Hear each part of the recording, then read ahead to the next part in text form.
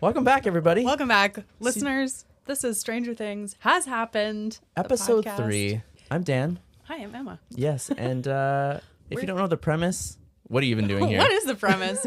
The premise is that Dan has never watched Stranger Things. Not until the last few weeks. Yes. And so we're starting from episode 1. We're now on episode 3, chapter 3, if you really want to be technical. Chapter 3. And we're talking about it. So let's have Dustin play us in, and then we can take this thing over. Stranger Things has happened. Okay, so chapter 3, Holly Jolly. Yes. I just need to say right off the jump, this episode really popped off for me. Okay. I'm so excited to hear that. I think I finally understood what excites people about the show.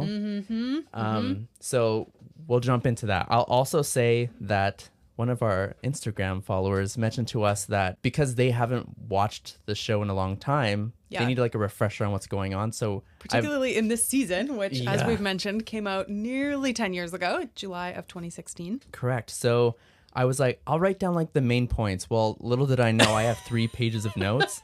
So we're going to get to all of that. Yeah. Do we maybe want to just try and hit like big moments that happen in this episode? Sure. I think that is going to be challenging because there's a lot that happens. There's a lot that happens. But I think Do you have one that jumps up to you right away? Important things, I think, are our girl Barb.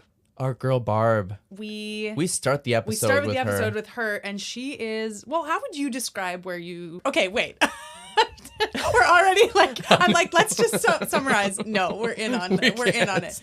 Okay, first important thing is Barb. We'll get back to Barb. Yeah. Joyce and Christmas lights. That's a big part of this episode. Huge part of the episode. Hopper kind of like unraveling more stuff about not just Will, but also Hawkins' lab and some dirty, nefarious things going on there. Not dirty, like dirty, but you know what I mean? Yeah.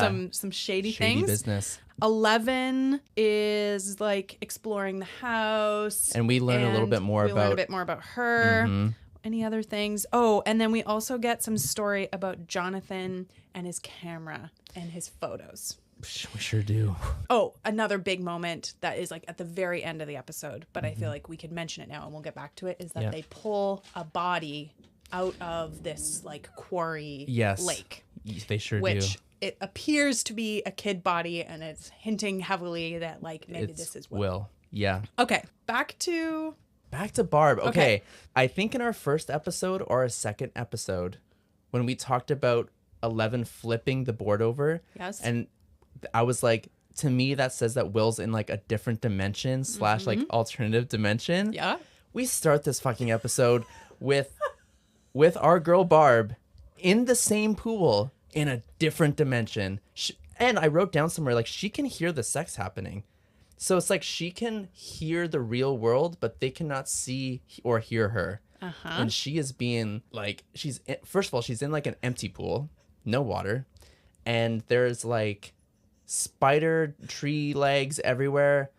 And then if I remember correctly, so I wrote this down because again I have to pause the episode because I'm writing a novel. For the listener, I'm grinning ear to ear right now because I wish you could see the sparkle in this man's eyes right now. When he says he understands what people get excited about, I'm like, oh, he can taste it. I can see it like taking over him.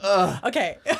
Okay, so I wrote down Barb opens to Barb in goo. It's snowing, and then we see a goo man. Yes. Like he does not look like the tree person that we saw in episode 1. Like this is at least to me, it looked like a cousin of what we saw take Will. Okay. Cousin of the goo man. How would you describe this cousin? Yeah, so it looked like if you took a human and you ripped off all of its skin and it was just like muscle, but there wasn't any defining features necessarily in the face or the body. Okay. And it was like a pale gray color-ish. Okay. And it like looked slimy-ish. Yeah. Like it was not dry, it was wet. Looks gooey in its own way. Yeah, and so Barb we like opened her on the ground, but then she's like fighting for her life. Yes. Because the scoop person thing is like trying to like pull her into. Yeah, and she's like climbing out the like ladder of the pool. pool. Again, there's no water, but she's like Yes. climbing out, and there's like it's cutting between like her hands like reaching and grabbing the ladder thing. Yeah. And then cuts back to it cuts to Nancy and Steve like about to fucking bang. they're getting gooey in their own way. Period, Emma. And so, yeah, they're getting gooey. And I literally wrote down the Steve Harrington effect, well in effect. Oh, like it's it there. has worked and it's working on me again. And I was just like, every time Barb grabs onto a piece of metal, like it goes over to Steve's like grabbing of Nancy's hand. And again, like I think that Barb can hear the sounds happening. Well, and she's calling for Nancy. Yes. She's yelling, Nancy, Nancy, Nancy. And then when Yep. we cut back to Nancy and Steve, There's- they're not hearing it. Or at No. least it's not in the scene with them that Correct. we get to see. Yeah. And so we're just like watching Barb fight for her life. And then I go, oh my God, it's almost like wherever you get pulled, and we touch on this later in the episode, but wherever you get pulled from, you stay. Like she was in the pool that she got pulled from, and spoiler alert, but Will's like in his house. Like that's where he's in quotes hiding. Yeah. And there's some really cool way that they like talk about that, but we'll get there. I think that first scene is incredible. It's so so good. It's so like it's cut with this like really scary, like really gross, dark cuts of Barb in the wherever she's she at. is. Yeah. Yeah, it's great. I think they do a really, really good job of like making both feel really intense, but like the back and forth is Yes, It's and cool. I will say too that when they go back, like when we start with Barb, the whole world is like very gray, very like, gloomy. It's almost like it's been like 100 years and nobody's like taking care of the place almost. There's like okay. a lot of overgrowth, and even with like when it kind of like shows what she can see, yeah. so that you can kind of see that she's still in the pool that she was at. There's like dark spots and it feels very like, where am I? So yeah. And again, I think so smart to have her in the pool, Yes. like to have the whole thing, because it makes it so obvious that she's in the same location as Yes. opposed to just being in like a weird house or the woods where you would have no idea. Yeah, you can't remember the tree. Yeah. And if you can, amazing. Okay, and then it cuts to Mom in Will's room. Yes. Okay, I was like never sure if it was Will's room or just like a place in which, anyway. No, I think Joyce is in Will. I don't know if Will and Jonathan share a room. That's never really been clear to me, but she's Yeah. definitely in wherever Will's room is. Where they listen to the music. Yeah. Which, again, important later on in the story. But so she's surrounded by all of these lamps that she's plugged in because she is convinced, and we learn for right reasons. Yeah. She's convinced that Will is in the lights and that every time she talks to him, he communicates with her through lights. He can communicate with her somehow by flashing the lamps on and off, or like, well, again, we'll get to this, but yes, and like you say, she's convinced of this, but we pretty quickly become convinced of it too, I would say, because he's very responsive, like to Yeah. what she's saying, and it only gets more and more clear like as the episode goes on. I think Totally. at the very beginning, like Jonathan comes in and he's like, Mom, what are you doing? And she's like, no, just watch, like you have to wait, you have to see, and the light like kind of flickers, and he doesn't He's like, buy Mom, in. He's no. just like, no, it's just the electricity, whatever. And she's like, no, you have to believe me, like this is real, he's here. Yeah, we're like super convinced, and storytelling wise, we're supposed to be with Jonathan a little bit because the light like kind of goes like zzz. But then as you get into the episode, he really is like, no, bitch, I'm in the lights. I'm here. Yeah. Okay. So then, and I will also say at the beginning of the episode and kind of all the way through, they're doing a lot of jumping around to be like, remember this person? Okay, this is where they're at. Can you remember this Totally. person? Yeah. So then we get to the police and they are checking this power plant out.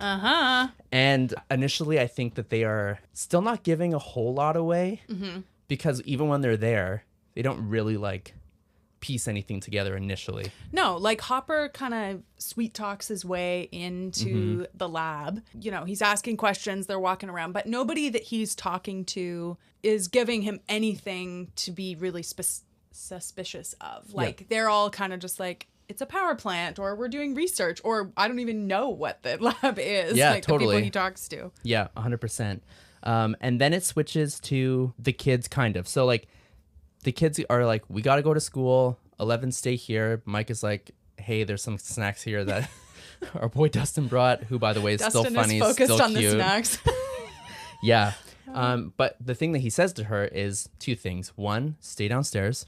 And number two, meet us at this, like, place behind our house by the power pole Yeah. at 3:15. Yeah. Well, 11, not a great listener. No. She eats all the snacks. Then she decides she's going to, like, walk around the house. Yes, she's just like exploring the house. Which initially I was like, you're going to get caught. Yeah. Spoiler, she does not get caught. But what she does do is she finds the TV. And so it's like this, again, humanizing moment where she's like, first time watching a TV. Like, how do you work this thing? I'm watching, like, commercials go by. And then we get a trigger. She starts seeing this Coke commercial. And then her, like, eyes start to well up. And you're like, why are you sad about a Coke commercial? Well, it turns out she was, like, a test subject about, like, her powers. Like, can you crunch a can of Coke? She can. And in this, her nose bleeds again, which then to me says whenever she, like, has exerted enough power, essentially, Yeah. like, her body, like, it affects her in maybe not a negative way, but, like, a nosebleed's not great. So Yeah, it Just clearly takes takes effort. effort. And it's not it's like mental effort, but there's some kind of like physiological component Response. as well. Yeah, and I didn't say this last episode, and I meant to, and I'm going to say it now. Millie Bobby Brown is so good at acting, and I know my I'm late God. to this train, but baby, I am driving it now. She is so good. She is crazy She's good, like- especially because she's, I think, probably, I would have to look, but I think she's probably like 10 to 12 when they're filming this early season. And she's, like, by far the best actor in that show, hands down. And with like 10 lines per episode. Yes. Yes, they're like, don't say anything. Don't say a single word. But you need to tell us everything Yeah. through your eyes. And she does so beautifully. Yes. And I believe that she is somebody who, like, doesn't speak for some reason and has a lot of trauma and, like, watching a Coke commercial and crying. And then, yeah, we see her being tested by the guy with the white hair, who we learn later, Dr. Brenner. Dr. Brenner, Piece or of shit. AKA Papa, Papa. is like watching her in the lab when she's trying to crush the Coke can and stuff. So then Yeah. she does, and it seems like she gets, like, this, like, positive reward by them, like, good. And He's she like, that was good. and Yeah, she good feels job. good about it too. You can Yeah. tell that she's like, oh, I did a good thing. Like, Papa's happy. Yes. So then it goes back. We're now with Joyce again, and now she's set up every light in the house. She's on her decorating project Yeah, over this is here.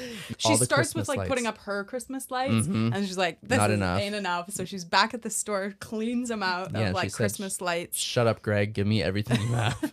And I love the scene where she like come back to her and like the living room is full of the Christmas lights. The music in that little moment is so beautiful. Yes. I don't know if that like stood out to you at all, but it's so something about it really. I was just overwhelmed the whole time.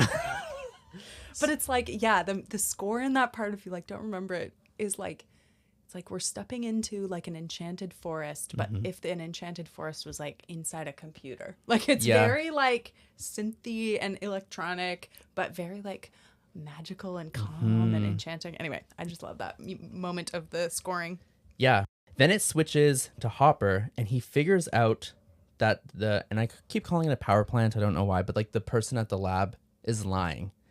So like I forget about what exactly they're talking about, but then they go back out to their truck, and they're watching the video camera. The people at the lab show him like their security camera footage Yes. from the night that Will went missing. Yes. I think is what it is, or Because he said that it's like the night of the 6th, morning of the 7th. yeah. And they're looking at the tunnel that they think that he crawled through. And so they're like, yeah, show us the video. They're like, yeah, we'll show it to you. And he's like, is that it? And he's like, yep. They get out to the car, and Hopper, who initially I was like, I don't trust this fucker. I'm kind of like, I think I should now.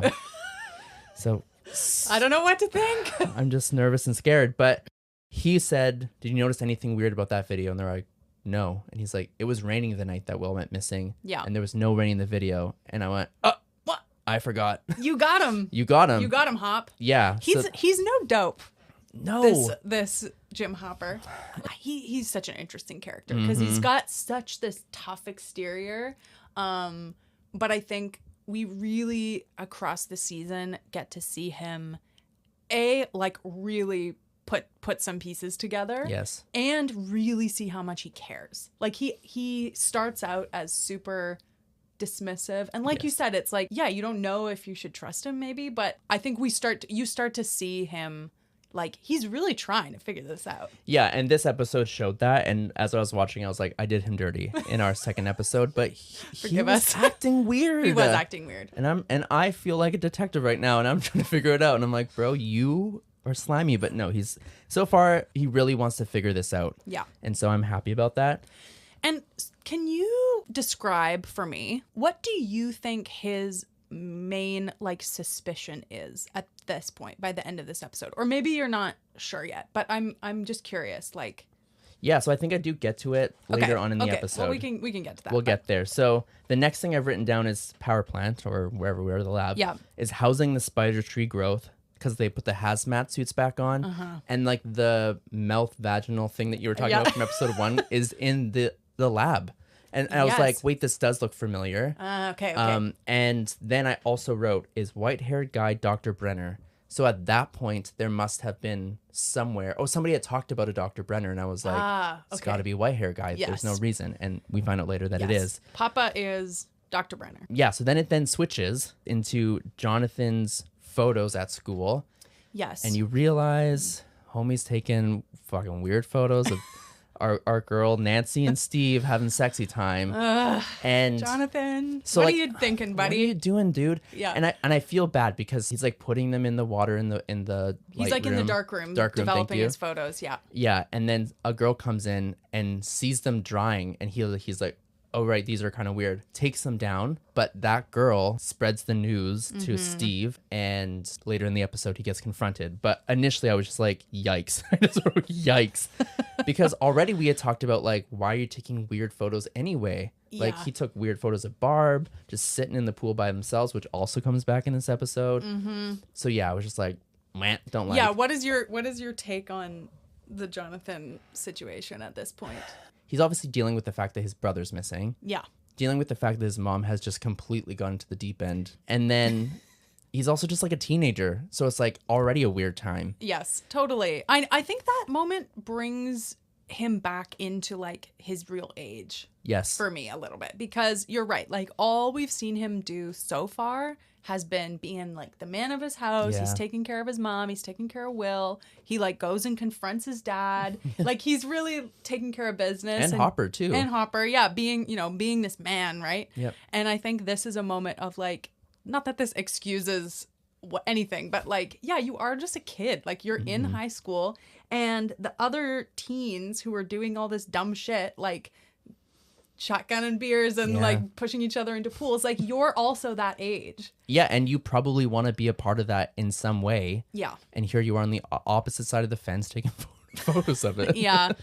Yeah, so I know it's weird, but it is. Did that change or confirm anything about your feelings or your thoughts about how he feels about Nancy? Or would you just like think he's doing it because like our boy Evan Hansen is like on the outside looking in?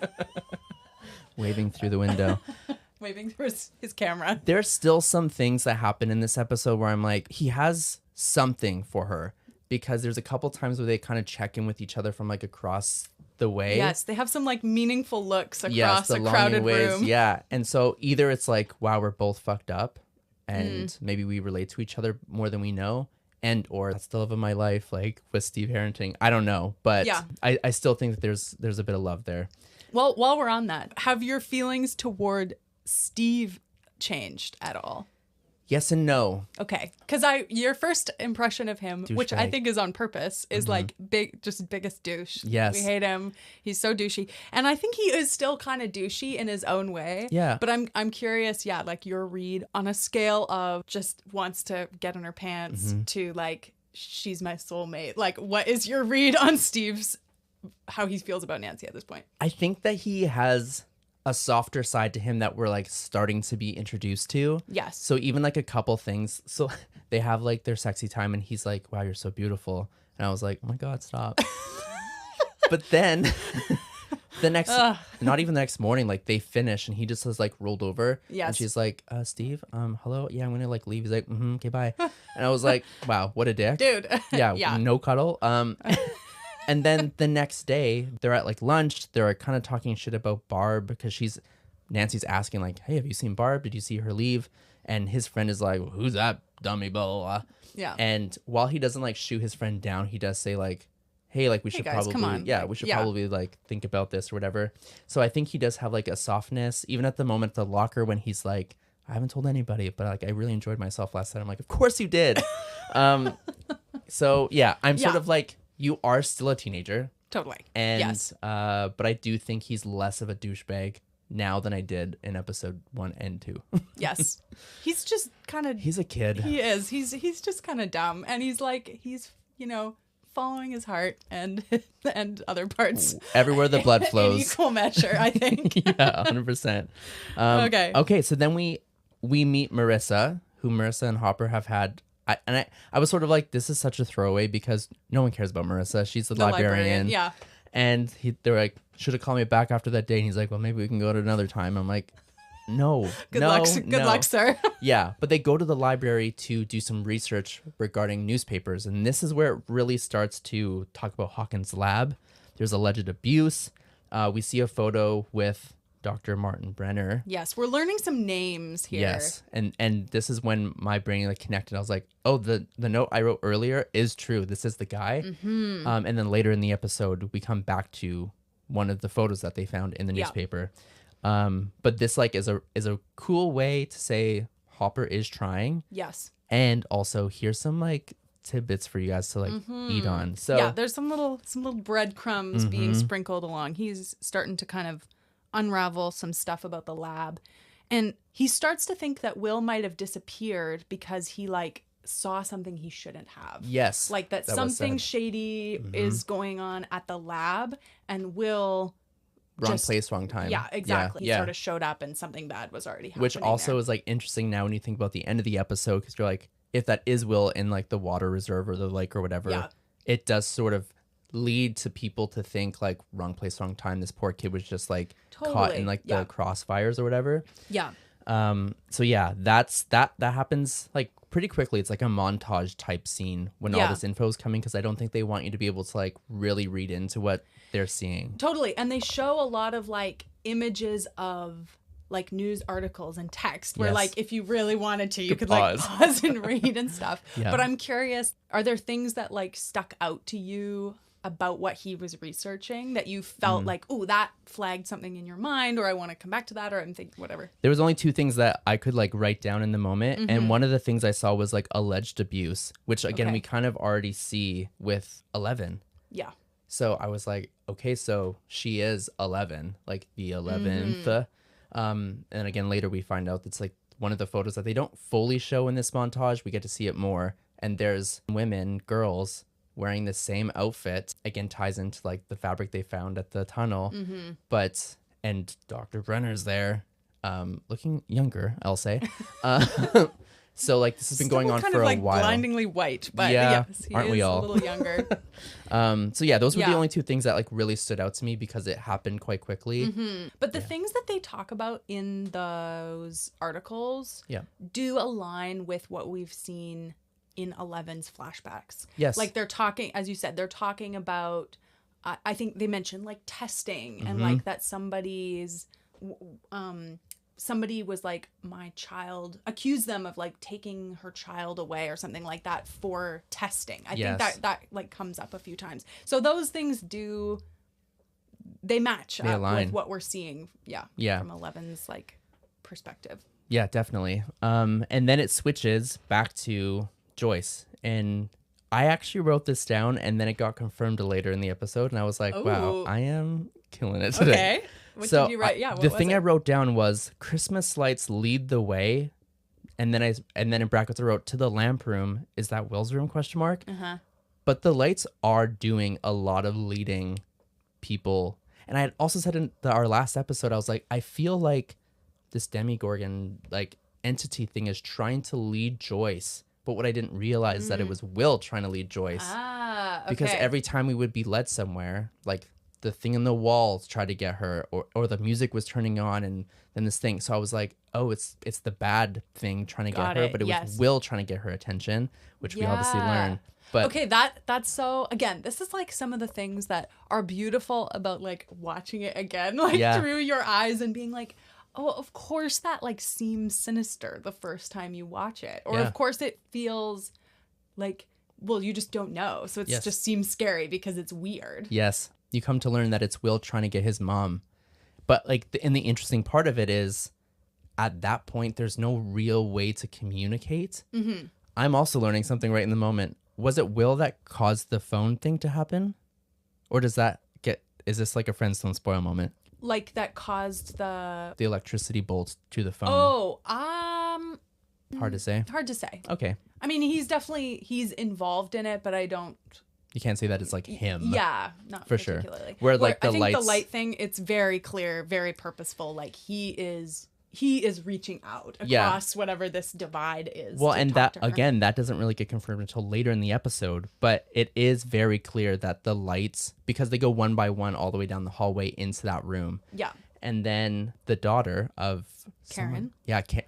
So Karen Wheeler, who's Mike's mom, Mike mom. and Nancy's mom, Yeah. also has this little girl named Holly. Yes. And they come over. They bring over like a Casserole. casserole, and they're like, "Joyce, we're here for you." And Joyce is just like, "I'm trying to listen to these Christmas lights. Can Well, you go home?" And the funny thing is, it's like she's just set them up all over her house, and Yeah. then knock, knock, knock her doorbell, and then she's like, yeah, come in, yeah, totally, yeah. sit at this table, and then Holly, like you mentioned, and she's the person in the title for chapter 3, Holly Jolly. Holly Jolly. She sees that the lights are going down Mm-hmm. the hallway, so then she follows them, and I was like, oh my god, see, leading the way, and then she's like standing amongst all of these lamps.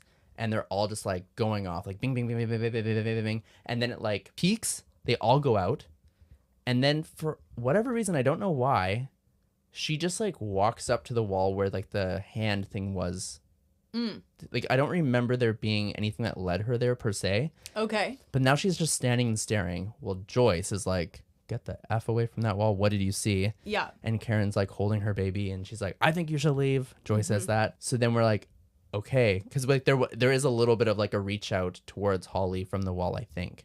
Yeah, there is. Yeah. So then they end up getting kicked out, and then I think it just like jumps to Jonathan getting caught with these photos, Yes. and confronted by Steve. Initially, I was like, well, Jonathan kind of is in the wrong because he took these like really weird photos of a party he was not invited to. Yes. But then a really sad thing happens is that Steve is like, hey, you know what? It's fine. Like, here's your camera. And like, as Jonathan goes to grab it, he drops it on the ground and it smashes.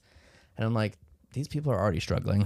I know. And then I go, dick move by Steve, Yeah. but also weird thing for Jonathan to do. I know. It's like a moment where you don't know quite How to feel. how to feel because, yeah, you're like, guys, like, Both of you are you just feel bad. so bad, or at least I feel so bad for Jonathan when Yeah. they break his camera. Yeah. But also, I think there's a way to read it where you could totally be like, Steve is being a good guy. Like, he's standing up for his girlfriend, Sure. like, against this, like, creeper or whatever. Yeah. I don't know. Well, and you can kind of see that like Nancy doesn't feel good about it, even though she can see the photos. Yes. She's just she like- doesn't, yeah, she doesn't seem to care about that as much. Because I think she has a soft spot for Jonathan, and so she's like, Yeah. while I don't like this, and I already felt like people were looking at me in the hallways, I also don't like that we're treating this guy like this. Mm-hmm. And so, break the camera, they rip the photos up, Yes. and then Nancy sees, wait, there's a photo of Barb sitting at the pool. Yeah.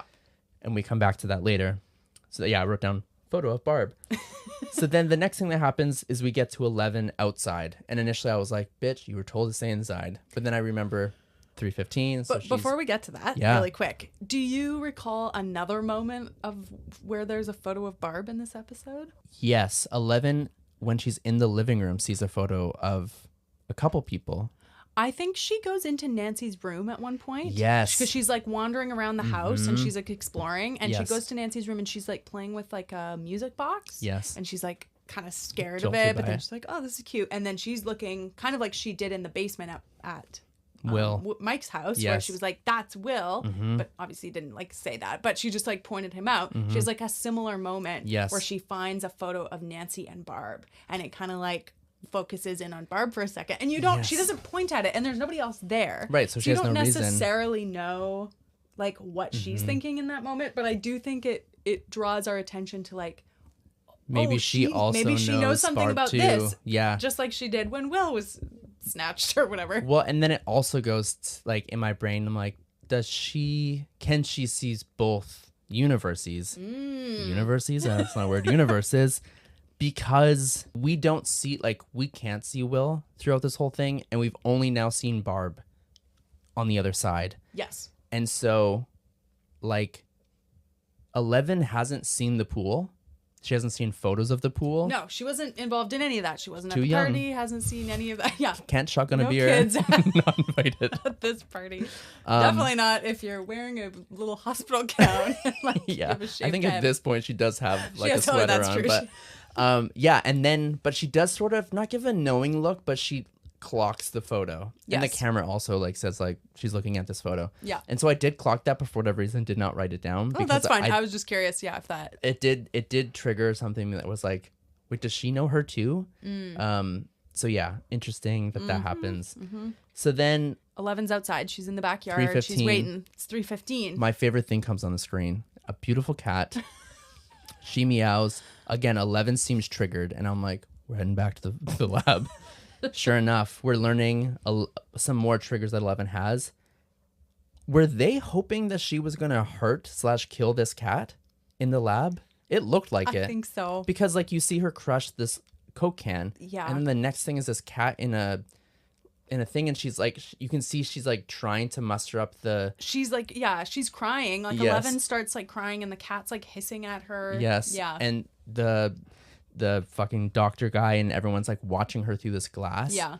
So then you can see her like mentally give up. She looks over to Papa Doctor and just gives him like the no, like Yeah. I can't do this.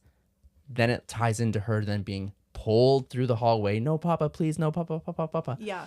And then I'm like, oh, this is fucked. First of Yeah. all, leave that cat alone and leave that girl alone. So then in the last Bring a episode, Cat into this. period. So I'm like, the last episode, we see her get thrown into this room, but what we don't see is that she is in fear, Yes. kills these two guys, throws one She of them fights against back. the wall, and then snaps the other guy's neck with her mind. And then Mr. Martin, if you will, comes around the corner and is like, kind of congratulates her by being like, okay, your powers are strong. We like that. And then they do this really beautiful thing, I think, in terms of storytelling, where he picks her up and her body is like lifeless and defenseless in his arms. And I went, oh shit, that imagery was really strong. Yeah, absolutely. Like to me, when she's in there with the cat, it gives like they're really like testing her limits. Yes, like the morality. They're testing how not just what she will do, but like how much she can do.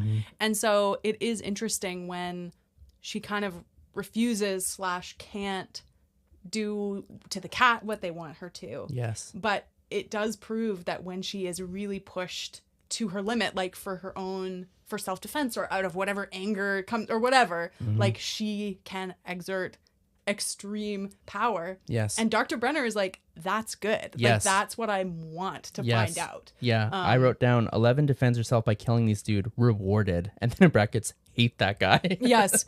But yeah, she really like exerts the power big time. Nosebleed. And it's like she's bleeding out of her nose and her eyes are bleeding. Oh, I and didn't her even notice ears are that. bleeding. Her face is all like Yeah. bruised. Like it's clear that like whatever physical toll this takes on her, this was like to the nth degree. Yeah. And even when, the dudes fall to the floor, she is like leaning on the wall, like cheek on the wall, shoulder pushed against it, like Yeah. completely, and like looks destroyed. Yes. So then when we see Brenner guy come in again, like kind of reward her for this awful experience. Yeah, I can't remember exactly what he says, but it's like he says like that's incredible or something Yes, like that. Like, something like that. he's shocked and like amazed. You can see that he's like kind of happy that, oh, she can do it. Yes. Yeah, which I was like, I hate you. Yeah. They've got this little like lab rat that they're trying to like run a maze or whatever. And then it's like the lab rat like diffuses a bomb and you're like, whoa, okay, Yeah. this is way more than We can work with we this. expected, but like it's working. Like Yes. the experiment is working. Yes. And then the episode switches, and we kind of jumped over this scene that happened a little bit earlier, but Mike and his friends get bullied. And he ends up getting like tripped by one of the dudes Mike does, and he gets this like cut on his chin. So then in this new scene, 11 asks him something specific, which I thought was interesting. She said, "Why did they hurt you?" As opposed to Like, what happened? What happened? Or did you fall or whatever? So then he goes, "Oh, nothing. I just like whatever." And she essentially is like, "You don't need to lie. Friends don't lie." Mm-hmm. So I was like, wow. So 11 knew that Mike was lying about his chin wound, and also in the way that she asks makes it either seem only other humans hurt humans in this way, and or I know that somebody hurt you. Like I know what happened. Right. Like, yeah, either she has like sensed or can see somehow vision. what happened to him, or you're right, like her only experience of getting hurt is like someone did something to you. Yeah, it's because she obviously wasn't there when the bullying occurred. Totally. And this is the first time that they've like seen it or talked since that happened. And it's by far the longest sentence she's like strung together so far as well. Yes. You're like, oh, you do know some words. Well, and she cares about Mike, obviously. Like, Yes, and I totally. think that we're gonna get there. I can't even start now. Okay. Ooh, and then we come back to the house, Yes. and I literally wrote, "The light leads the way," Yes. because again, now we have Joyce being like, "Okay, baby, it's time for you to talk to me." Yeah. She's like I don't quite understand why she goes and sits in I that have a little thought cabinet about thing. this. Okay, what is your thought about So my it? thought about this, so like Emma just said, Joyce is sitting in this like hideaway, a place underneath a wall. Yeah, she sits like in like a little cabinet of some cubby. kind. Like, Yeah. Why are you in there? What's... And she's holding these lights that she's plugged in, and she's like asking Will, like, "Baby, can you hear me? Can you hear me?" And the lights go off, obviously, because Will's like, "Yeah, I can hear you." The reason I thought maybe they have her in there is to indicate that where Will is, he's still hiding. So like yeah. she's now somewhere she could hide, and he is somewhere he can hide, so they're Yes. safe to communicate. Ah, That's yeah, sort of yeah. like how I took it. But No, that makes sense. It's like each of them has stepped into like a little phone booth. yes, Yeah. a safety zone. So then initially she says, "Blink once if you're for a yes, blink twice for no. Are you alive?" Once goes off. "Are you safe?" Two go off. So we're Will is alive, but not safe. Not safe. So then she starts asking him non-yes or no questions, and I was like, "Listen, Joyce, we all Come know on, how you this just set up the works." system. Once for yes, twice for no. Yeah, she has this brilliant idea, which is I'm gonna write the alphabet under each of these individual Christmas lights so that Will can like spell this out for me. Yeah. And I was like, wow, she's smart. So is Will. We love this. Yeah. And yeah, that like she starts when she's painted the first letter on the wall, were you immediately like, Yeah. I get it. 100%. Yeah, totally. Yeah, I was like, wow, Good so idea. smart because you're asking stupid questions Yeah. for yes or no. And then they switch and come back. So then like the episode switches to Hopper talking about the fabric and looking at the photo of the newspaper where we see like 6 women in these like hospital gowns. And he's like, wait, that matches the fabric that was at the little tunnel. Yeah. And I was like, the fabric they found was 11's, because I think in our last episode, I was like, Yeah. I think it's going to end up trailing back to 11. Yes. And then, so because they were like, let's meet up at 3:15. We're going to like try to find Will. Yeah. They're back at the forest. I feel like this is another thing where they're kind of like jumping back and forth because they're trying to show them all at the same time. Because like you see Joyce writing the letters. Yes. You all see the kids like heading towards the house. You see Hopper heading towards that. I just remember that there's like police and ambulances that drive by because they get this like radio call. Yeah. So the police are wherever they are at the library or back at the police station or something, and they get like a emergency call. Yes. To go to wherever Water that is. reserve It's like or the whatever. lake. Yeah. Yeah. I don't know. I say quarry because earlier in the episode they're there Yes. and they're on this like huge cliff. Yeah. Yeah. So we're like switching all these back and forth. And this is when it became very clear to me that Will is hiding at his house because she asks, like, "Are you here?" Or She's like, "Where are you?" Yeah, And he yeah. spells out right here, I think. yes. And I literally wrote down letter by letter, and I was like, "Oh." And then they say, "Oh, right here." I was like, "Well, of course they would tell us what it says." You're like, I need to be. Yeah. I was like, Emma's gonna ask me about this. But what I also wrote down was like, they are stuck where they get caught. Although he isn't caught in his room necessarily. Yeah, because he can move, Yeah. I guess. Yeah, 100%. So there's like places he can be, but he's like at his house. Yeah. Which I was like, that is technically where he got taken. So yeah, so then he writes right here, I'm right here. And then she said, what should I do? Then are you and run. And as it happens, this monster dude that was in the pool breaks through the wall, like same style. It literally actually comes through the wall. Yes. Like we've seen the like press of the wall, but now it's like the little claw thing like breaks out. Yeah. And this whole time, funky lighting is happening. Even with the kids coming to the house, it's kind of dark. So like all you see is like their flashlights on their bike. And again, I was like, this is their way of saying, pay attention. Like this, like the alternate universe is coming to play. Which, as I was watching this, I was like, I don't think that Dungeons & Dragons actually has that much to do with what's going on here. Okay. And way more to do with the lab. And this was just a way for us to, like, introduce, I think, currently, because we haven't gone back to it. Like, they kind of do. Like, they kind of, you know, like, show, like, the figurines. Sorry. What do we call them? If you listen, tell me what they're called, because I keep calling them figurines. Think figurines is wrong. Okay, great. I mean, maybe I'm... Like, I don't pieces? know. What do you want? Yeah. So anyway, then they follow the kids follow the police to wherever they're going because they assume some's important. Yeah. And they get to this lake, reserve, water, whatever, and there's a body, like a kid's body floating, and they're like, "Oh my god, we think it's Will," because like you can kind of see a jacket that like resembled what he was wearing. I think. Yeah, it's like red and white, see, like the red and blue or whatever. Yeah. Yeah. And then obviously everyone's sad, but the thing that made me the most sad, Mike gets so mad at 11 because he's like, she goes, Mike, and he's like, Mike, what? Like what? Like that's my friend in there, and like you were supposed to find him alive. And you told us that he was hiding or whatever. Yeah. Yeah, and she is destroyed. Yeah. And I'm destroyed. I was like, don't touch my friend like that. She didn't do anything. Yeah, I'm like, first you give her a shitty nickname, and then you get mad at her. This is ridiculous. Aw. But then I wrote hate, and then I wrote they want you to think that Will is dead, and obviously because I've seen the episode season 5 where he's like I don't like women. You're like he comes not back dead. somehow. Yeah, if that is his body, like if they've now like expelled him from the alternate universe. Sure. Now I'm having other thoughts. Okay. Did that like this like 3/4 of the way through like light bulb moment? We're 3 for 3 and I'm loving it.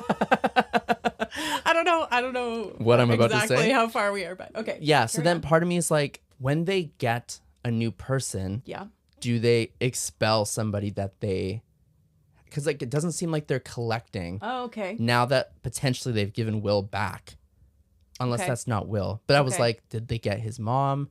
And then by getting the mom, they're like, we don't need this stupid child anymore. Right. He's gay. And also somewhere in the episode, another kid calls Will gay. Yeah. And I was like, leave this dead kid alone. Ridiculous. We can't even. Just got a bowl cut, okay? Wow, come on. I know. And they say it in a way that is like makes no sense. Yes. They say it's like these two bully kids and they're like, he's probably dead. My dad says like some other queer killed him. I'm like, not queer on queer crime. In the 80s, we would never. But yeah. What? That doesn't make a lick of sense. No. You don't know any gay people. I was going to say, point to another queer in this school. Yeah. Is it you? Is it Barb? Yeah. It's probably Barb. Oh my God, the Demigorgon hates gay people. I should have known. Wow. Yeah, so that is the whole episode as it happened. Yes. But legitimately, I had to pause like every 2 seconds because I had to write something down because I'm like, oh, this is a big moment. Oh, wait, I have to talk about this. And I think this episode was better than 2. Obviously, way better than 1. And we learned a lot in this episode. Yes, I think so too. Yeah. Is there anything else that you're like, what about this that we didn't touch about? He's hooked. I literally. We've got him. I hung out with Emma. I don't remember what day we saw each other, but I was like, I think it was on Thursday. That Tuesday. Yeah. And throughout the whole weekend, I was like, oh, I want to watch another episode, but I have to wait till Wednesday.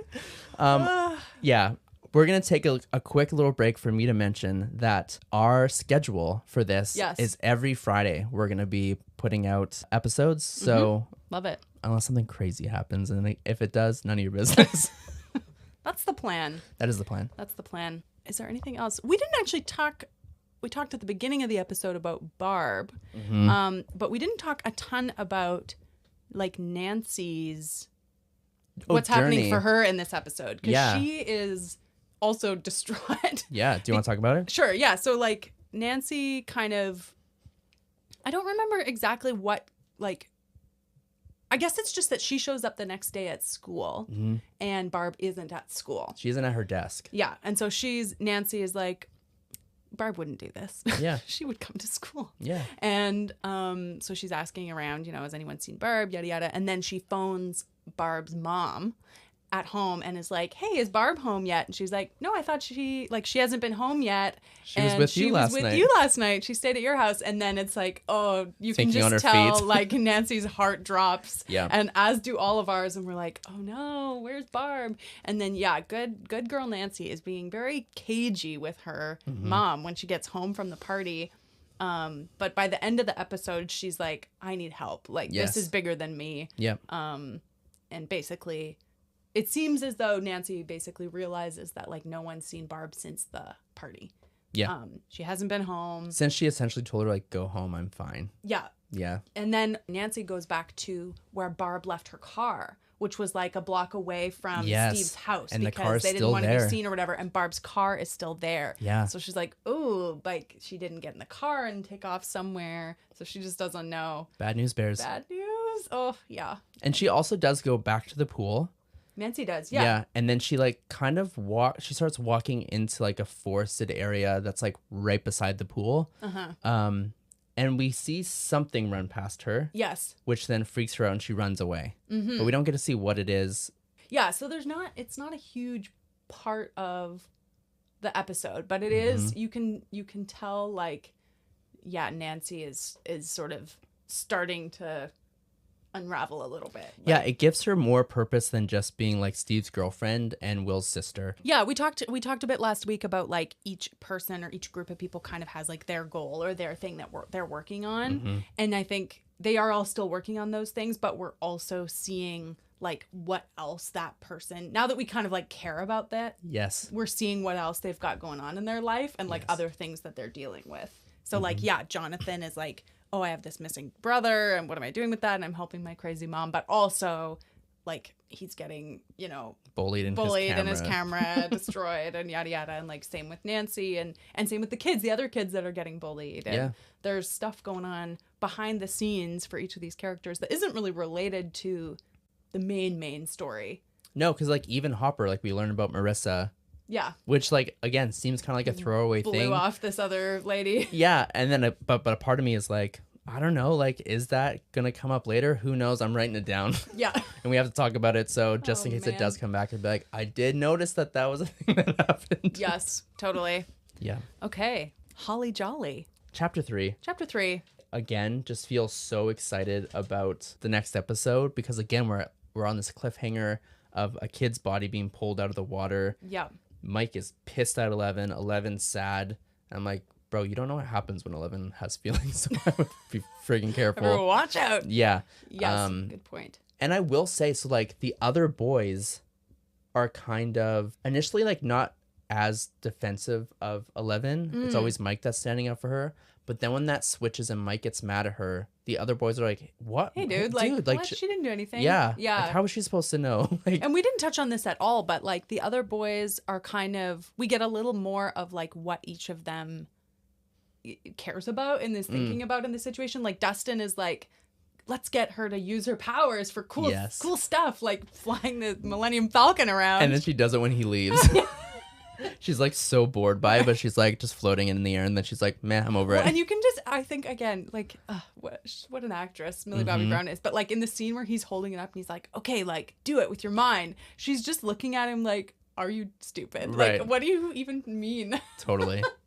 And then Lucas, he's always a little bit like at arm's length of their feelings of everyone else. He's like, she's crazy. We shouldn't be wrapped up in this. He says in the episode, he's like, I told you we should have called the police or called your mom. Yeah. Like, he is like, bro, like in my streets, like we get killed for this. Like, what are you doing? Yeah, totally. Yeah. So. Yeah. At this point in the game, is there a character that stands out most for you? Because you asked me during episode 1, and I'm curious if ours will change throughout the episodes. I feel like this episode is where I really start to care more about Nancy and like what's her side of the story, because she is, kind of like I said, like she's got more going on than just like being a girlfriend and being a student. And Thank God. Yeah. And we get to like see her dealing with this Barb situation kind of on her own. And she does care a lot about Barb. Totally, yeah. Because in episode 2, she kind of like blows her off because she's like, I want to get the dick. Yeah.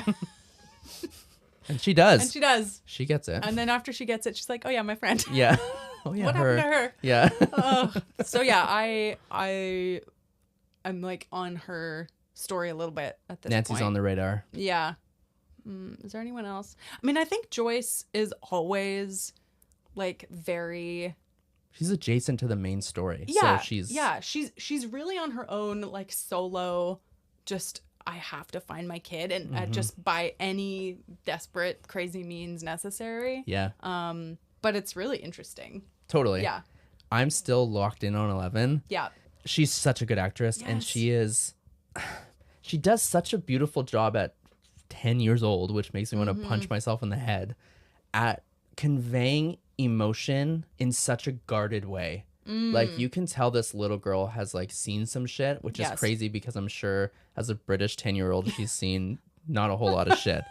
And especially not like being used by what could possibly be the government, like some doctor. Like, so she is incredible.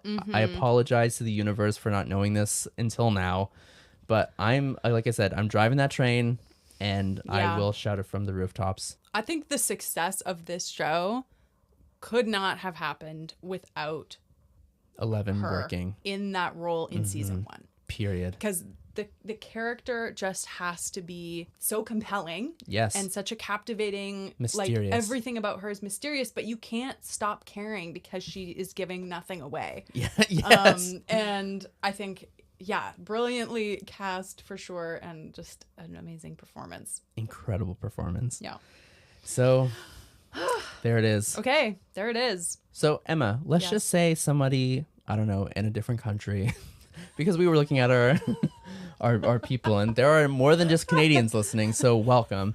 If you are listening from the Ashanti region of Ghana, incredible. Right first in. of all, leave us a comment. Yeah, so we have an Instagram. Follow us on Instagram at Stranger Things Has Happened Pod. If you want to send us an email address is the same, strangerthingshashappenedpod@gmail.com. You can obviously leave a comment on Spotify or YouTube or wherever you're listening. Yes, and I feel like if you have questions, or you're like, oh, I wonder how Emma feels about this, or how Dan feels about this, send them in. And just know that like whatever episode you're listening to, the one moving up has already occurred. Like, we've already recorded it. So send in your questions, even if you're like, okay, Emma, in season 2, episode 1, you need to ask Dan about this. Totally. She will guard that from me and then ask me on the day. And vice versa. Like, if there's a question you want me to ask Emma will let me know, and I will make sure that I ask Emma. Excellent. Because while we like joked in episode 1 that like this is for us, it's kind of cool that I know that there are people listening now because it's on Spotify. It's been really fun to hear like the feedback, a few people's comments and feedback and stuff. So yes. If you're listening, thank you, and we'd love to hear from you if you would like to share your thoughts. Sounds good. Dustin, bring us home. Talk at you next time.